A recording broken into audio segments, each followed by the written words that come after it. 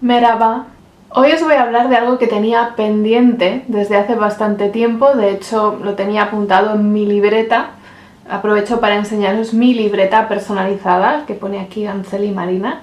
Gracias, Eduardo. Es un tema que de hecho ya saqué en otro vídeo anterior, en esos vídeos en los que yo me lo paso tan bien poniendo a prueba a mis amigos para averiguar cuánto saben de verdad sobre Turquía, y la verdad no les fue muy bien con esta pregunta.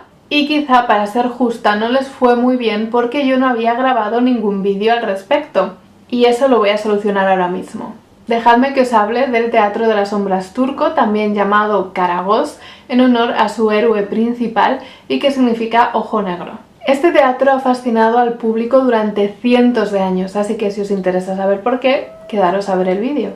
Empecemos por lo básico. Se trata de un teatro hecho a base de una especie de títeres. En realidad son unas figuras planas hechas con piel de camello, aunque también pueden ser de vaca o de becerro, que se vuelven translúcidas cuando se lavan y se raspan. Luego, con tinta china, se dibujan los detalles del personaje y se pintan con tintes vegetales. Estas figuras, que tradicionalmente fabricaba el titiritero, están articuladas y pueden variar de tamaños dependiendo de la importancia en la historia de cada personaje. La pantalla es una tela fina que se ilumina por detrás con una bombilla, originalmente sería una vela, y que hace que se proyecten las sombras de las siluetas de los personajes. Y luego el maestro manipulador mueve las figuras mediante unas varillas que están unidas a ellas.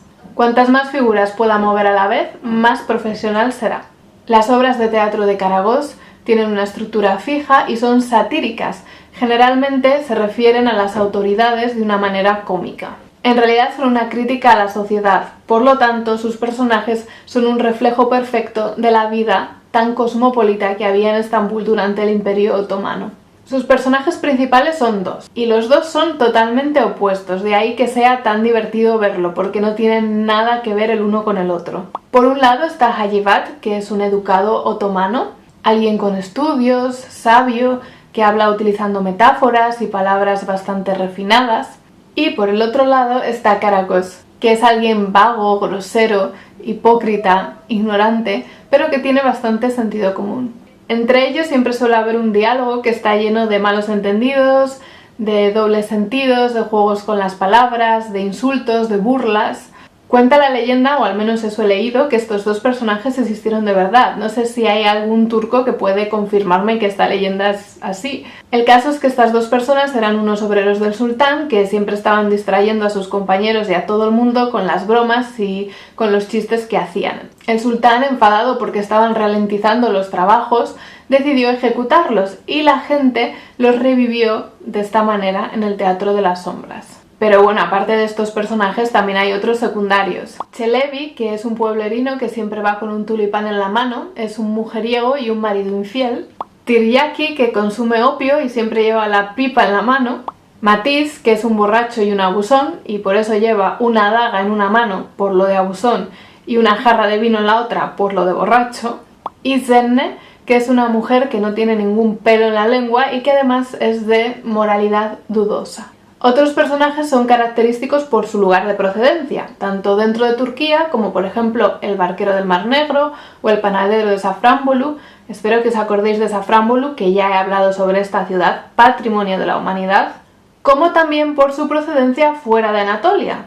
Así tenemos al inmigrante de los Balcanes, al albanés, que suele ser cochero o luchador, al árabe, que ha peregrinado a la Meca, al negro, que va a ser un eunuco o un sirviente, al persa, al armenio, que generalmente tiene una bonita voz, al judío, que va a ser prestamista, al griego, que va a ser seguramente un médico, y al europeo, que va a ser un francés. Lo interesante, lo divertido de todo esto es que cada personaje que os he mencionado tiene una identidad, una profesión, un carácter que corresponde a su lugar de origen o de procedencia. Esto se demuestra poniéndoles acento, tocando la música típica de ese lugar cuando aparecen esos personajes, con las profesiones típicas, con el carácter más estereotipado de un lugar.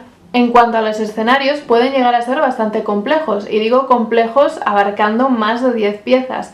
Por ejemplo, puede ser un barco, unas tiendas en un bazar, un baño turco, unos jardines. Originalmente este espectáculo se representaba en residencias privadas, sobre todo debido a un acontecimiento importante como por ejemplo una circuncisión, en las plazas, en las calles, en cafés, esto sobre todo en el mes de Ramadán, y también en el palacio y en las residencias de las personas relevantes de la época, aunque hoy en día las representaciones se hacen principalmente en salas de espectáculos. Voy a terminar el vídeo diciéndoos que desde el 2009 el teatro de sombras turco, o Karagöz, es considerado patrimonio inmaterial por la UNESCO, así que se merecía este vídeo sí o sí. Yo os tengo que decir adiós hasta el próximo vídeo, en donde espero veros a todos para no tener que echar en falta a nadie.